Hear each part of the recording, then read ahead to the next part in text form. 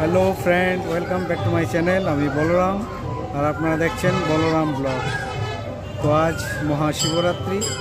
এই শিবরাত্রি উপলক্ষে আমি এসেছি আমাদের এখানে যে মন্দির রয়েছে সেই মন্দিরের সামনেই। তো আপনারা ধৈর্য ধরে ভিডিওটা দেখতে থাকুন।